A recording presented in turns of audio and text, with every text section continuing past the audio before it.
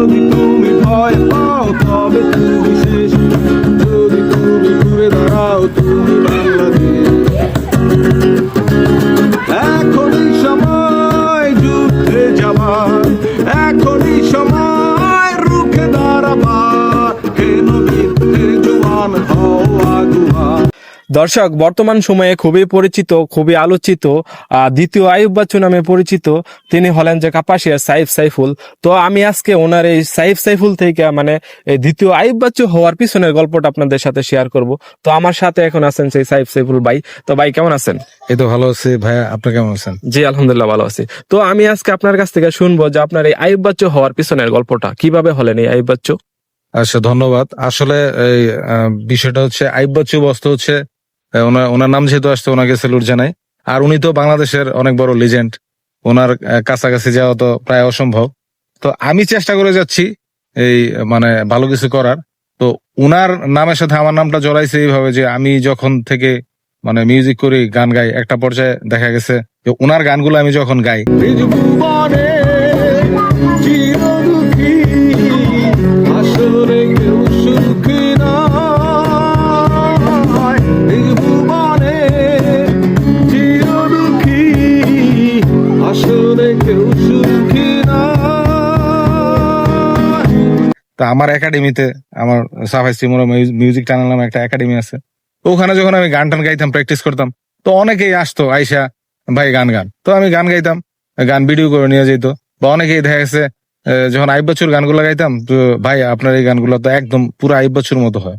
তো এরকম করে অনেকেই ভিডিও করে নিয়ে যেত, আর অনেকেই আপলোড দিত ফেসবুকে, ইউটিউবে। তো টাইটেল দিয়ে দিত যে গাজীপুরের আইয়ুব বাচ্চু, আবার অনেকে লিখতো যে দ্বিতীয় আইয়ুব বাচ্চু।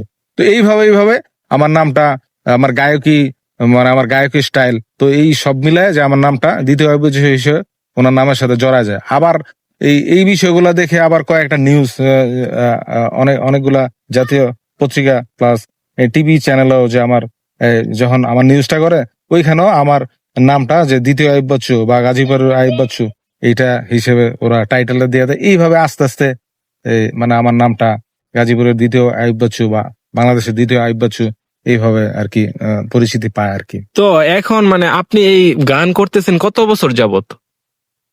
ধন্যবাদ। আমি মোটামুটি গান করি 15 বছর উপরে হয়ে গেছে। মিউজিক করি, গিটার মিউজিক গানের সাথে আছি, আর চেষ্টা করে যাচ্ছি ভালো কিছু মিউজিক করার জন্য। আপনার কি মানে নিজস্ব কোনো ব্র্যান্ড আছে? হ্যাঁ, আমার নিজস্ব এমটি ব্যান্ড নামে আমার একটি ব্যান্ড আছে। আর আমাদের ব্যান্ডের মোট 5টি মৌলিক গান আছে, যেগুলো বেশিরভাগই আমার সুর করা, আমার লেখা। এই আর হচ্ছে আমার একটা একাডেমি আছে, মিউজিক টানেল একাডেমি, ওই সাফাই শ্রীমোরে। তো ওখান থেকে 100-র উপরে ছাত্রছাত্রী অলরেডি আমার কাছ থেকে বিভিন্ন মানে গান, বাদ্যযন্ত্র এগুলা শিখে ওরা ভালো করতেছে। আচ্ছা, আপনি কি শুধু এই গানই করেন নাকি এর পাশাপাশি অন্য কিছু করতেছেন? আসলে একটা পর্যায়ে শিক্ষকতা করতাম, তো টুকটাক জব করতাম। তো আমি যখন থেকে অনেক আগে থেকেই তো গান করি, গান, সুর, মিউজিক আমাকে খুব টানে, আর এটা এখন আমার রক্তের সাথে মিশে গেছে।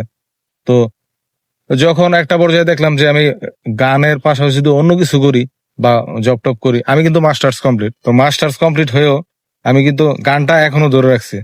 তো গানের পাশাপাশি অন্য কিছু ওইভাবে যদি করতে চাই, তাহলে দেখা গেছে গান থেকে একটু দূরত্ব হয়ে যায়। তো তারপরেও দেখা গেছে আমি এখন শুধু গানটা নিয়ে আছি, গানের মধ্যেই থাকতে চাই, গান নিয়ে সামনে এগিয়ে যেতে চাই। তো আপনার এই পরবর্তী মানে পরিকল্পনা কি, গান নিয়ে কি করতে চাচ্ছেন? পরবর্তী পরিকল্পনা হচ্ছে আমি চাই যে বাংলাদেশে ভালো কিছু গান সৃষ্টি করে যেতে, গাজীপুর তথা কাপাসিয়ার সকলের যেন মান রাখতে পারি, ভালো গান সৃষ্টি করে। আর হচ্ছে আমি একটা মিউজিক স্কুল ভালো করে করতে চাই, যেন যারা মিউজিক করতে চায় বা অসহায়, আমি যে কষ্টটা করছি ওরা যেন এই কষ্ট না করতে হয়।